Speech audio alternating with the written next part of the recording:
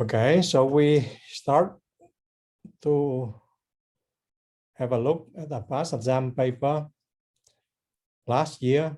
Okay, so the time is 2 hours, but actually you was given 3 hours, so will be the same this year. Okay, so look at the first question. So you will be asked some very simple MATLAB commands. Okay, so what is the output? So let me share with you the piece of paper and I will work on it, but I assume that you can download this one from Moodle. Okay, so I start the piece of paper now. Okay, so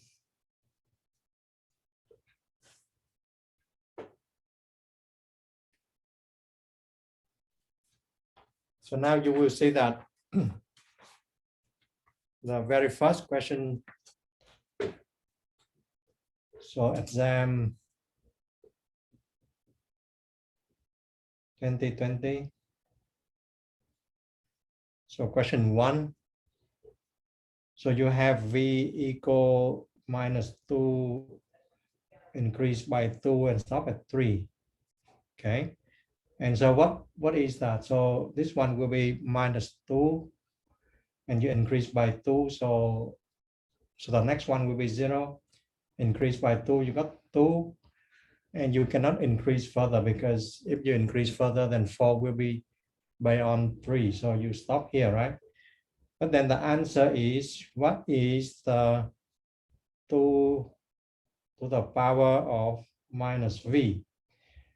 So now you have to plug it in. Yeah. So what is -v? So -v now will become 2, 0, -2. So now you just take 2 raised to the power of 2. So you got 4, right? 2 raised to the power 0 is just 1. And 2 raised to the power -2 is just a quarter. So 0.25. So this is the answer. Okay. And now the next one will be 1, 3, 1, 2, 3 transpose, then identity 3. So you can work it out. Okay. So 1 is the matrix of all 3, 3 by 3. All of them are 1s. Okay. And then you have to multiply with column vectors 1, 2, 3. And after that, everything you transpose, and then you multiply with the identity matrix, 3 by 3 identity matrix. Okay. So this one is the, yeah, so this one is exam 2020. Okay. So question number 1.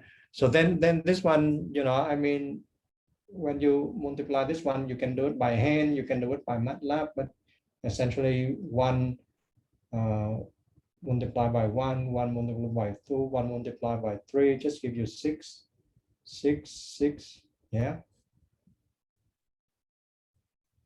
And then transpose and you multiply with this identity matrix. So it will be 6, 6, 6. Multiply with this 1, 1, 1. And, you know, I mean, 6 multiply with 1 here, just give you, so 6 multiply with 1 give you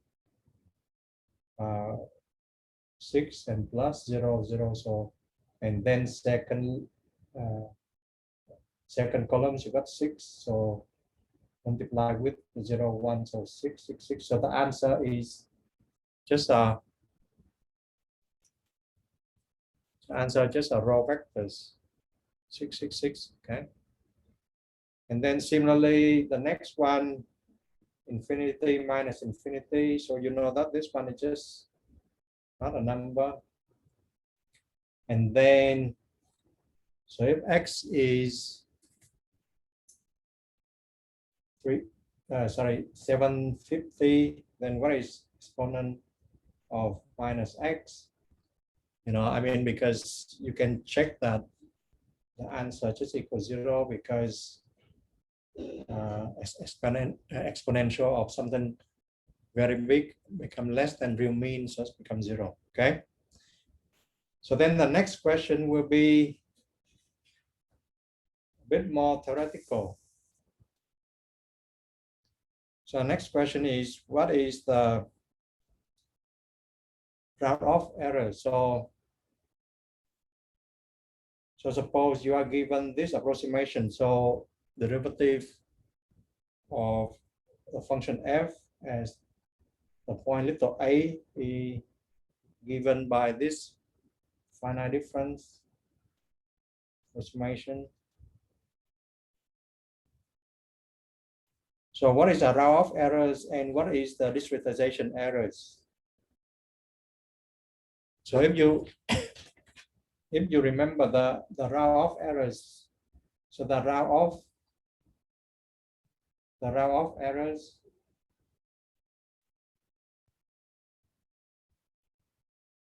okay will be occur in this part, yeah, because you know you never put in a real number exactly, yeah. So when you put in the numbers in the floating point number system, then there is epsilon involved.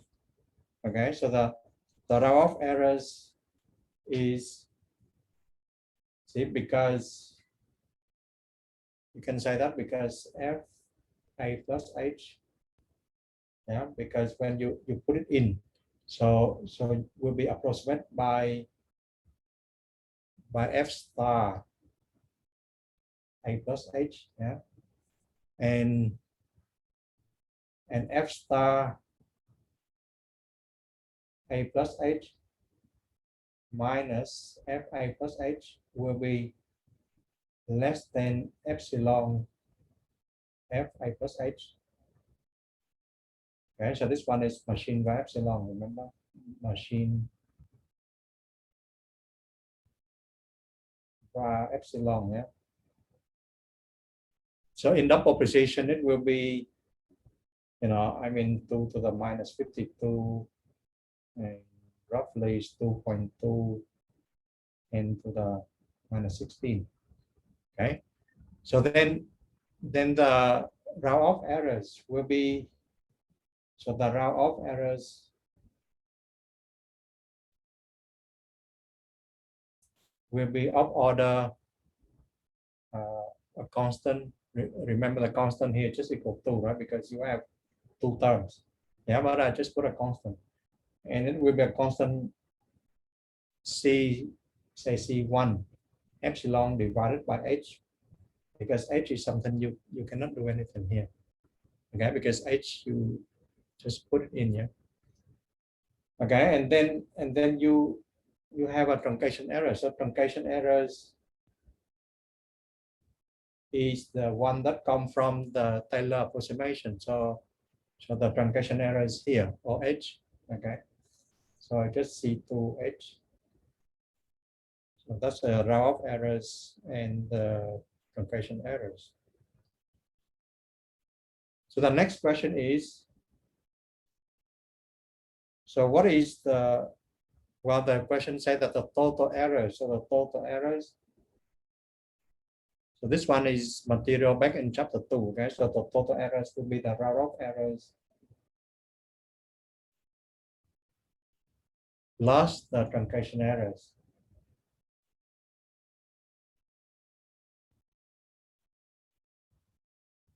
Okay, and if you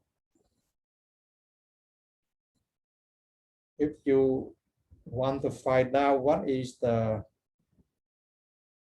optimal value, okay, so what is the optimal value? So you see, round of errors now will become like c1 epsilon. So C1 epsilon divided by H and plus truncation error to C2H. Okay. And then what is the optimal value? So you see now when H go to 0, then this one blows up, but this one becomes smaller and smaller, right? So somehow in the between, then the effect will equalize each other. So that is the question, yeah. So what is the optimal value H? The optimal H will be, you know, so suppose you label this one is E of H is a function of H, yeah. Then the optimal value will be when the derivative with respect to H equals 0. Yeah, and actually you have to check the second derivative to make sure it's a minimal, right? Because like parabola, so it could be a max, it could be a mean, but you can check the second derivative. But first we try to find the first derivative and set it equals 0 first, yeah. So dE over dH is just C1 epsilon over H square minus plus C2, right? And you make it equal 0. So you make it equal 0, then you got H will be H square, yeah. H square will be some constant. Well, because you just you know, or move it to the right and it become like C2 over C1 epsilon, and then H is just the square root of this one, yeah. So H is just the square root of C2 epsilon over C1. Okay, so just it's the order O square root epsilon, yeah.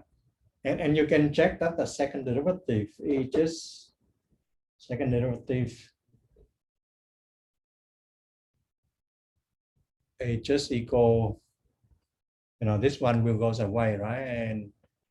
And this one will be like C1, I mean, minus become a plus epsilon over H cubed, right? And it's positive, so it's a minimal, okay? So E will be is minimized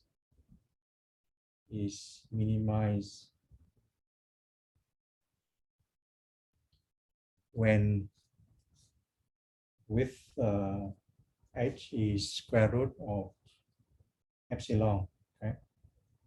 So some multiply some constant, yeah. So this one is back in chapter 2, okay? And now you can have, so the next question, okay, so please check the question in the past exam papers I posted in Moodle, okay? So now question number 3 is, suppose we have a vector X in Rn, and then you have two non-singular matrix A and B. So what is the definition of the one norm and what is the infinity norm? So now you just remember the one norm is just given by the sum of x1 in absolute value, x2 absolute value plus dot up to xn in absolute value, okay?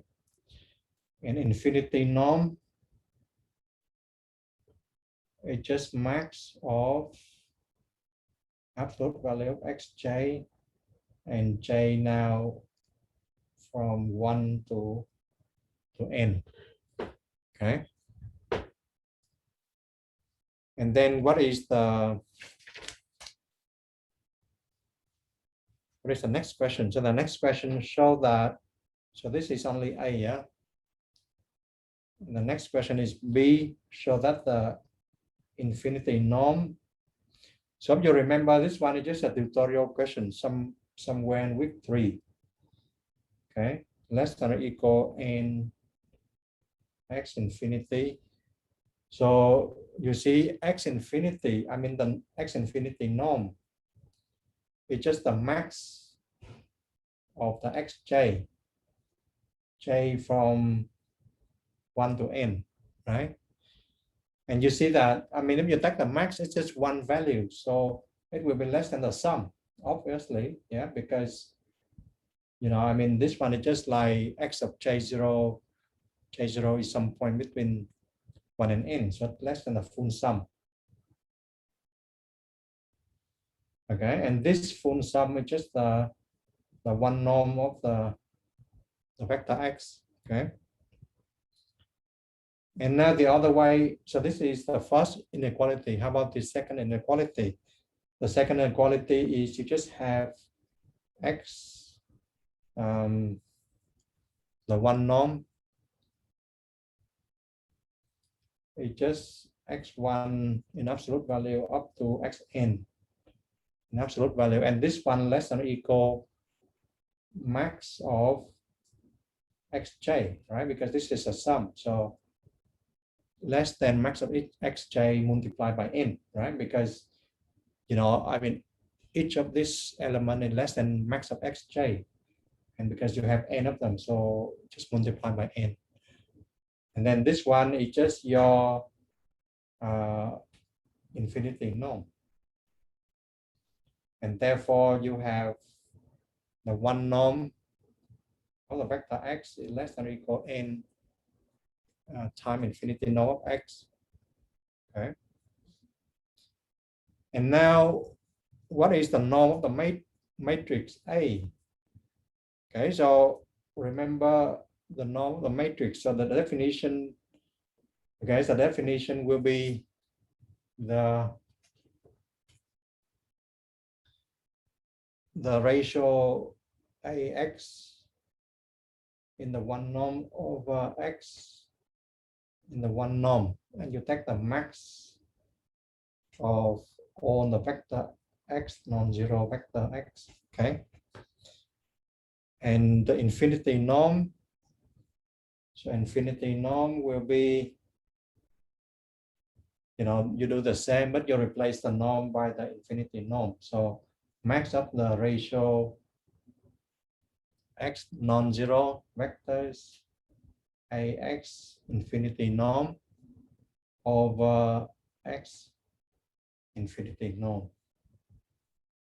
Okay. And now the last question will be, so if you remember, this one is exactly the one in the tutorial. So if you've been studying the tutorial, then this one just come directly from there.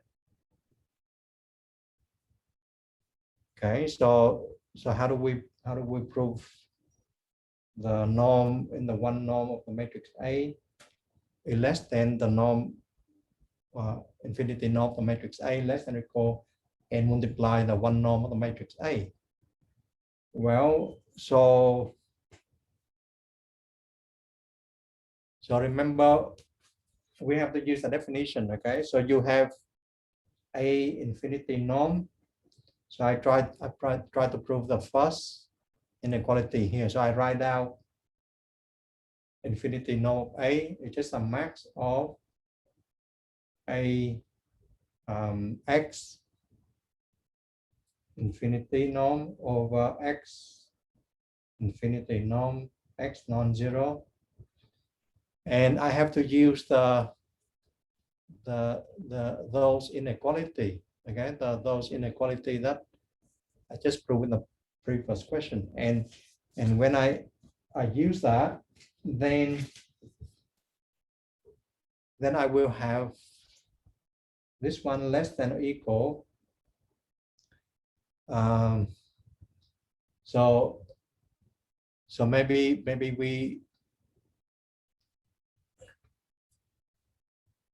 we do it like a bit more carefully. Okay, so before we take the max, we do it step by step. Yeah, so let me do it step by step. So we have first we have the ratio, yeah. So we have the ratio ax infinity over x infinity. Okay, so this is the just the ratio, and then I can use the inequality I prove in part B. Then I say that okay, the max will be less than the Ix max less than the Ix in the one norm. Okay, and then the x infinity, okay, is bigger. Okay, so the x infinity. So if you go up here, so the x infinity, yeah, x infinity in this one, x infinity is bigger than 1 over n, the one norm, yeah. So then, oh sorry, then I just need to reverse the inequality. So I got x, the one norm, divided by n. Okay, remember, because I have less than or equal. Yeah. And then now, okay, everything is a vector. Okay, and now I can take the maximal. So now, okay, so now I have to be a bit careful, because if I take the maximal, then it's still less than or equal, right? So this one is by part B. Okay, so if I take the maximal, then I still have this.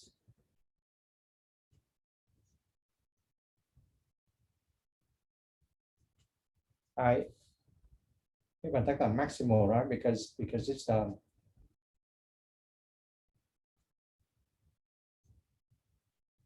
well, I can pull n up here.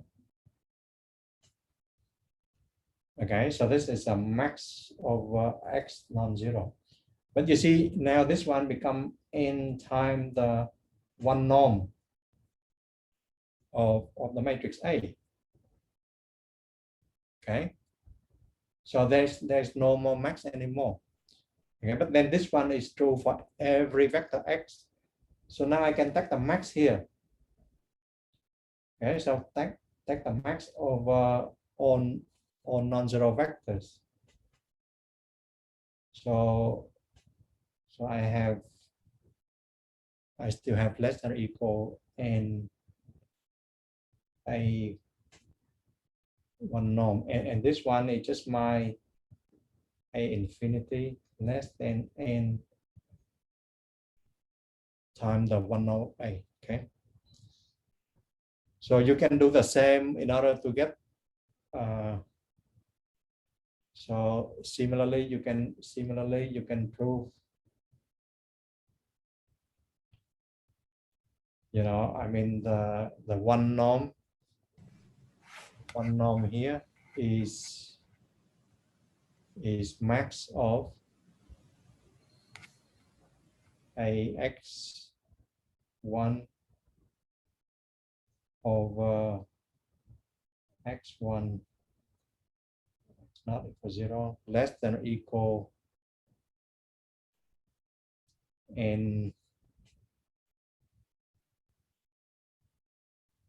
ax infinity norm over x infinity norm. And you see this one, we do it fast, because strictly speaking, you cannot take max at the same time, right? So we have to do it like in the previous step. You know, you have to take max on the left, max on the right first, and then make it equal the norm, a infinity norm, and then you take max on the left and equal the norm here. But here I just, you know, I make it fast. But in principle, you cannot take max at the same time, because you see x on the left and x on the right, you know, the point that it got a maximum are different. But we just skip the step here. Okay, so that is question 1 part 3.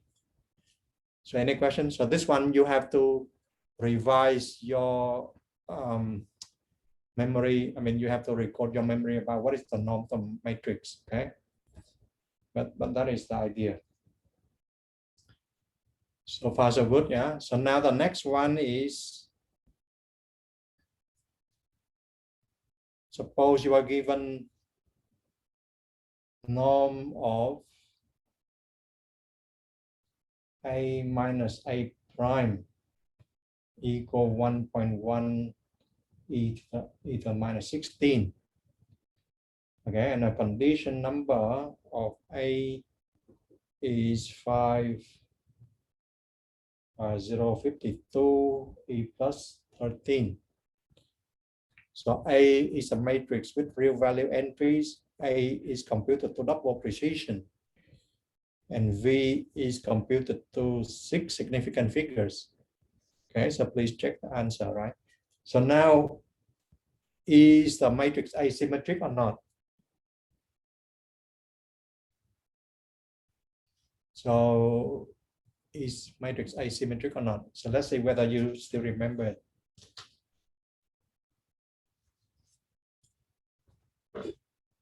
Question. So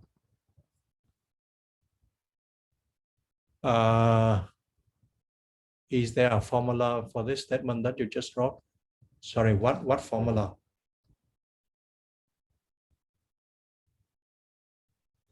Sorry, what formula you? Sorry, I didn't catch that. So it's okay, right? Okay. So now the matrix. Okay, so now the matrix, is it symmetric or not? So back to this question.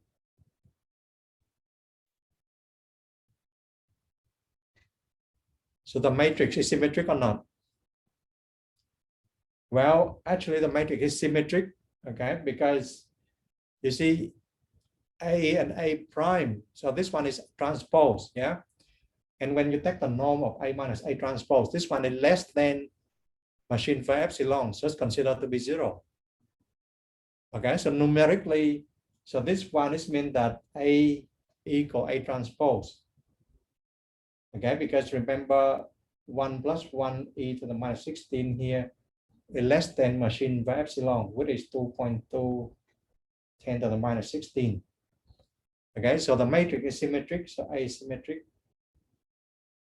Okay, you don't have to be exactly equal 0, because remember less than machine for epsilon is considered to be 0. Yeah, because we have a real values here. And then how many significant figures the computer solution have? Okay, so now this one is, you have to remember the formula. So the relative I'm sorry. So the relative errors in the vector x will be less than or equal the condition number. Okay, relative errors in the matrix A plus the relative errors in B. Okay, and relative errors in A, because the matrix A is known up to machine precision, so this one should be epsilon. And the relative errors in B, so if you read the question, it say that it's up to 6 significant figures with 0.5, 10 to the minus 6. Okay, so if you still remember what you have reviewed for the midterm test, yeah, so this one relative errors less than 10 to the minus 6. And the condition number, okay, so we got your condition number from here, from this command. So it will be 5.052 10 to 13. Okay, and then you have to put in this number. So this number will be very small, okay, but you can put it in. And then when you plug in the calculator, it will give you about 2.53 10 to the 7. Okay. So how many significant figures? So if the relative error is like this, so what is the answer? How many significant figures?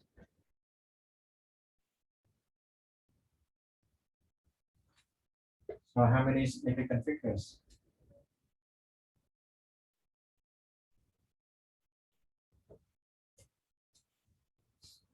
Anyone remember?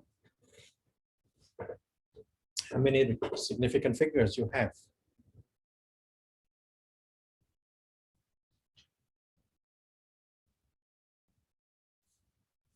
So if you have a 10 to the 7 here, how many significant figures? So remember, number of significant figures is when the relative error is less than 0.5 times 10 to the minus d. This is the number of significant figures. No. Here, because the power is positive, so actually there's no significant figures. You know, I mean, in order to get significant figures, this power have to be minus something, minus d. And this one is positive, so actually this one is no significant figures. Relative error is too big, so no significant figures. Okay, in the results. Okay, so in the computed X,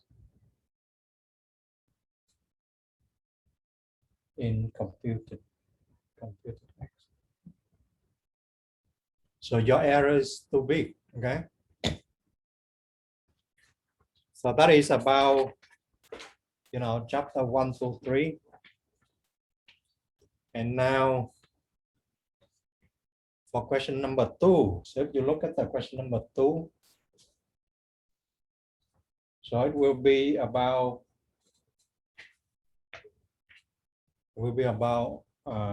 fixed point iteration. So this one is like so that exam will cover everything, okay?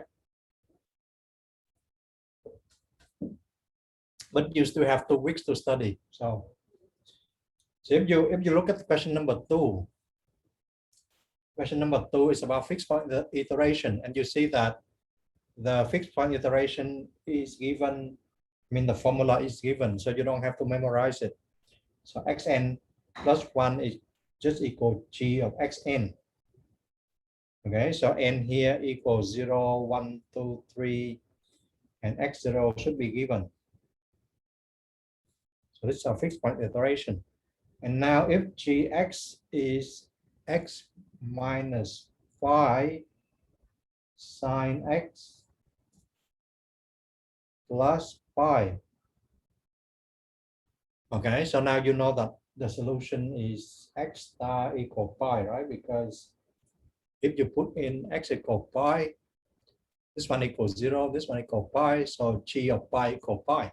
So it's a solution of the fixed point iteration. So now write down the formula for computing xn plus 1. So now xn plus 1 is just equal g of xn, right? So then you just put in the formula. So xn minus pi sine xn plus pi. That's it. So that is the formula to get xn plus 1. And now if x0 equal 2.5, then what is x1, x2, and x3? So now this one, you know, you just plug it in. So x1 will be g of x0. Okay, and so please use your calculator. Suppose I put in my calculator, then I got 2.757617. Okay, and then you put x2 just equal g of x1, put into calculator or MATLAB, whatever. So then, so you see, back in the day when you do the exam in the in the real exam room, and you just plug in calculator, but now you can plug in MATLAB, okay, because this exam will be conducted online. So x3 is gx2, and you can plug it in and you got 3.1200974. Okay. And now compute the error. So suppose I let en to be x star minus xn.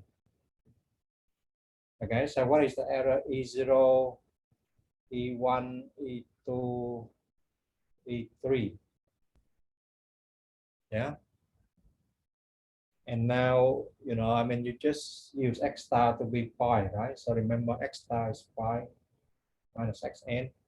So then you can have E0 is 0.6416. E1 is 0.38375, and so on. Okay. So just plug it in, yeah. And now you got the ratio. So now the ratio between E0 and E1. So now your ratio, so this one will be E1 over E0. Okay, will be equal 0.5985. Okay, and then E2 over E1. Okay, so do it either by calculator or by MATLAB, whatever. So 3746, and then E3 over E2 is 0.1433. Okay, so you don't see any pattern, right? So 59, 37, 14. There's no pattern. Okay, but then, okay, so now you have to compute another one. So what is E1 over E0 square? Okay, so this one you have all the numbers already, so I just write down here. So I got 0.9328, and then E2 over E1 square.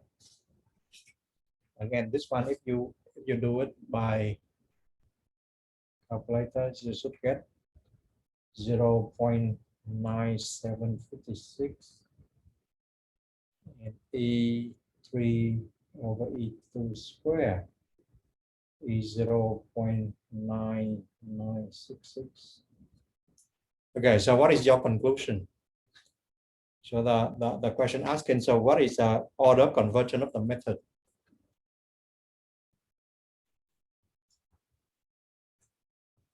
No, so you computed already. So if you see again, so E1 over E0 is 0.59, then 0.37, 0.14. So no pattern. But then E1 over E0 square, 93, I mean 0.93, E2 over E1 square, 0.97, E3 over E2 square, 0.99. So what is the order of conversion? So remember how you find the order of conversion in the project? It's the same idea here. Okay, so this one is, you know, you do some numerical calculation and you try to find out what is the order of the conversion. Cannot be one, right? Because if it's one, then the ratio, this ratio will be go to a constant, but it doesn't have the pattern to go to a constant. No, it cannot be 1.5. So what is the order of conversion? I mean, what is the formula?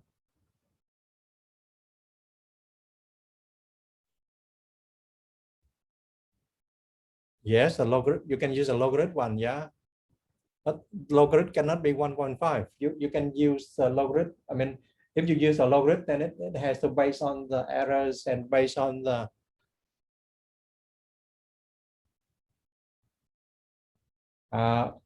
see here we don't have a step size. Okay, so if so that this one, the logarithm one, this one is when you have a step size. So this is applied to quadrature, applied to the ODE.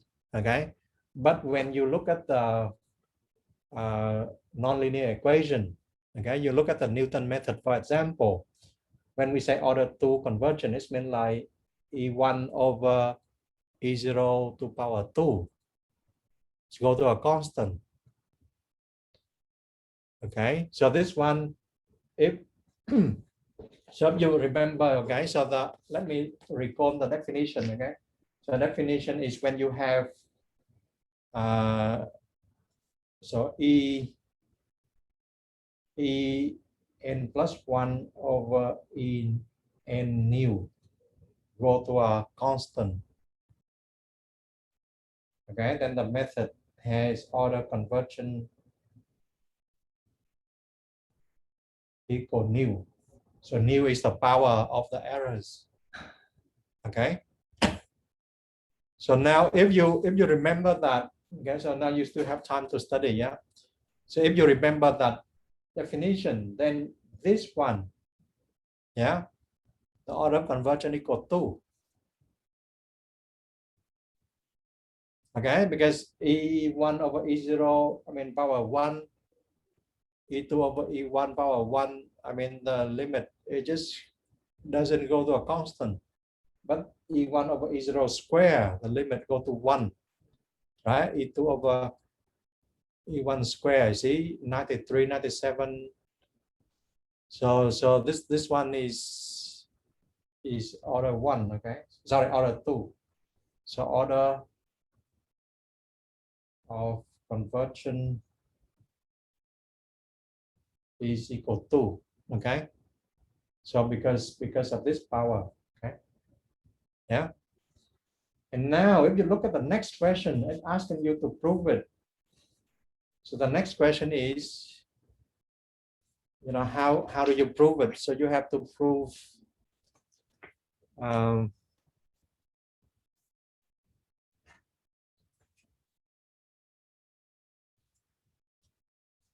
so you have to prove en plus 1 over en square, okay, equal 1. So I have to take the limit. So now you have to prove it. So in the previous question, yeah, I mean you just observe the numerical results and then you conclude that order of conversion is 2. But now in this question, you have to prove it. And you know, one simple way to prove it, you use Taylor expansion. So if you use Taylor expansion around, so use Taylor expansion.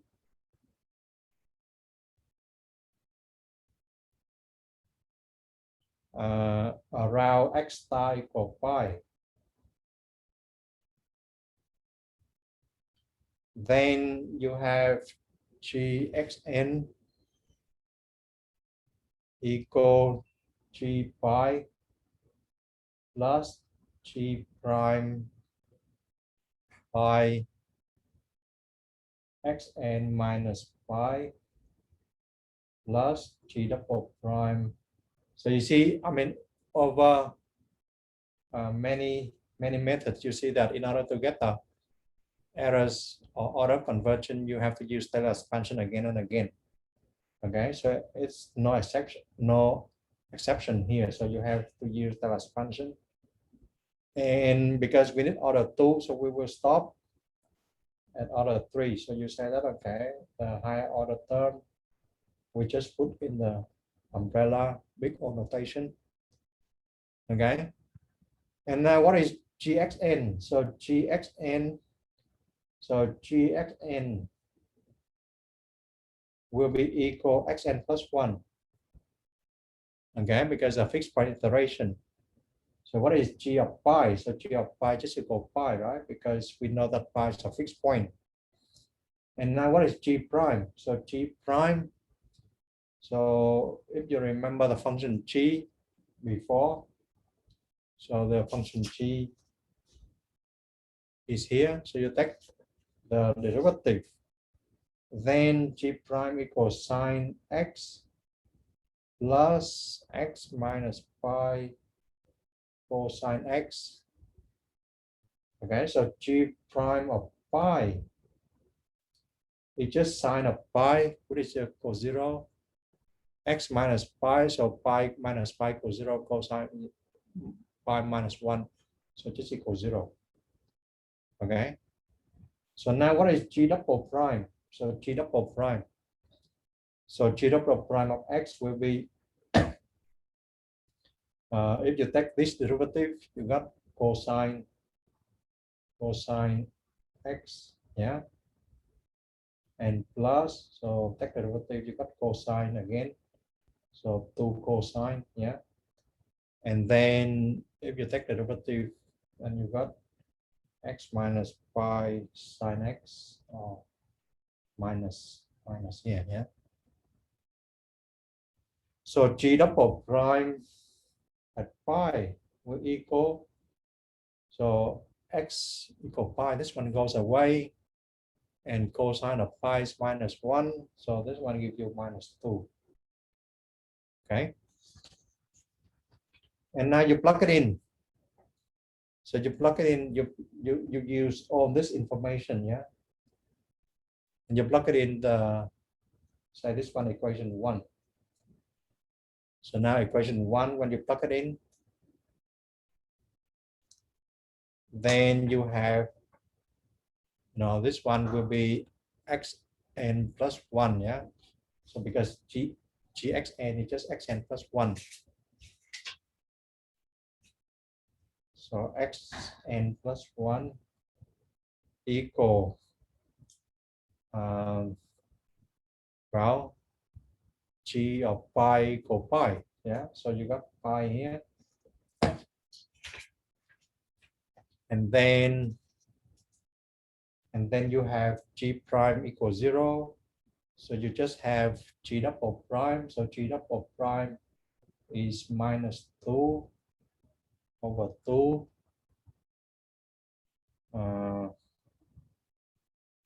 and then xn minus pi square, okay, plus o xn minus pi square, sorry, minus pi cube. Okay, you rearrange it, so this one xn plus 1 minus pi equal minus 1. So xn minus pi is just en, right? Well, but this one square, so you just have en square. And this one all en cube. Okay, and this one is just en plus 1.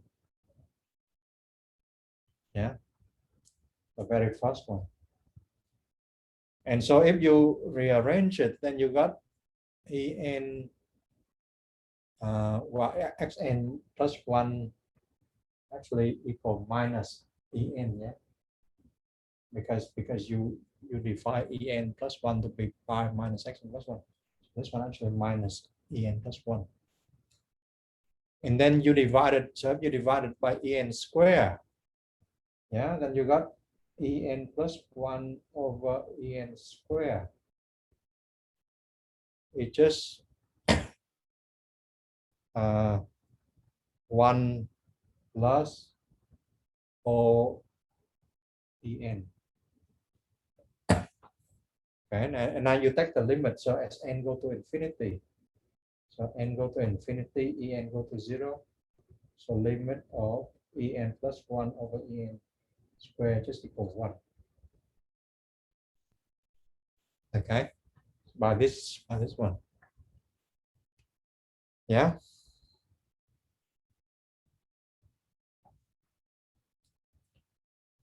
And now the next question is about interpolation. So now if you if you go back to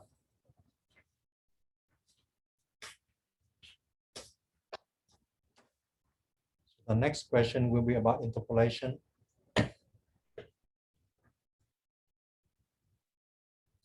So you have a x and y table, and x is just 1, 2, 3, 4, and y is minus 1.8, minus 1.04, minus 0.02, minus 0.65. So what is the Newton form? Well, in order to find the Newton form, you have to use a divided difference table. So if you put the value in, so you got 1, 2, 3, 4 here, yeah. And now you have minus 1.8, minus 1.04, 0.02, 0.65. Okay. And now put in your calculator. Okay. So you got this one, take this one minus this one divided by 2 minus 1, what is just 1? Yeah. So you got 0.76 here. And this one you got 1.02. One you got minus 0.63. And here you have 0.13. Here you have minus 0.825. And then, so this one is minus 0.3183. So remember how you find the divided difference coefficient, okay? So for this number, you have to take this one minus this one divided by 3 minus 1, okay? So just put in the calculator. So the cubic will be, now you take the coefficient here, you take those coefficient and you form the cubic. So the constant is minus 1.8 and 0.76. X minus the first point, what is x minus 1, and then 0.13, x minus the first one, x minus the second one, yeah. The last one will be minus 0.3183, x minus the first one, x minus the second one, and x minus the third one, okay? So that's the Newton form. And now the Lagrange form. So the Lagrange form, so you have to compute, so you know, so this one, the formula is given. So if you remember the Lagrange form, is you take x minus everything except the first point, yeah. So everything except the first point, so x minus 2, x minus 3, x minus 4, and the first point minus other points. So 1 minus 2, 1 minus 3, 1 minus 4, and then L2 is x minus everything except the second point. So x minus 1, x minus 3, x minus 4, and the second point is 2 minus 1, 2 minus 3, 2 minus 4, and so on. So similarly, you can have L3, okay, equals something here, and L4 equals something here, okay? So please fill it up. And then the Lagrangian polynomial is just given by the value at those points, so minus 1.8 L1x, minus 1.04 L2x, minus 0.02 L3x, minus 0.65 L4. So you can leave it like this. You don't have to expand it out. Okay. So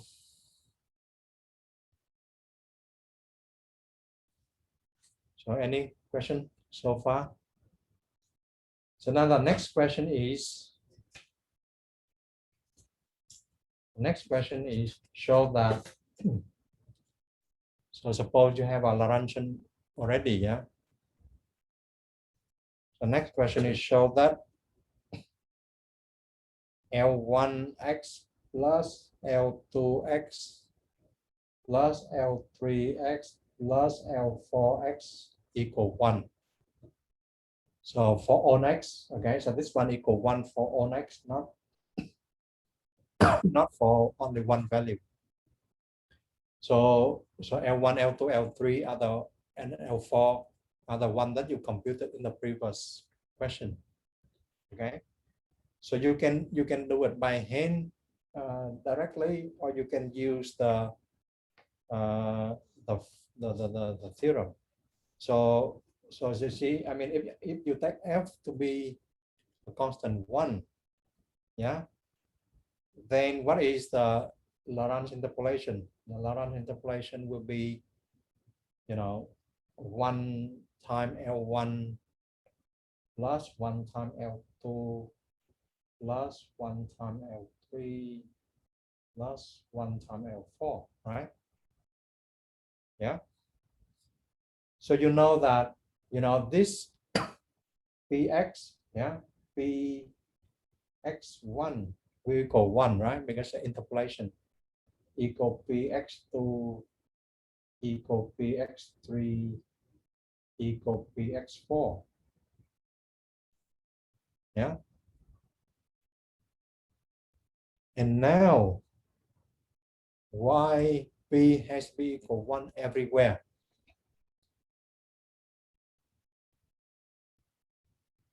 Why?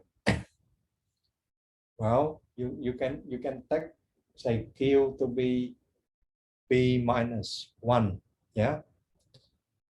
Then Q of x1 equal Q of x2 equal Q of x3 equal Q x4 equal 0, right? Because P equal 1 at those point, yeah? But remember, Q is a cubic polynomial.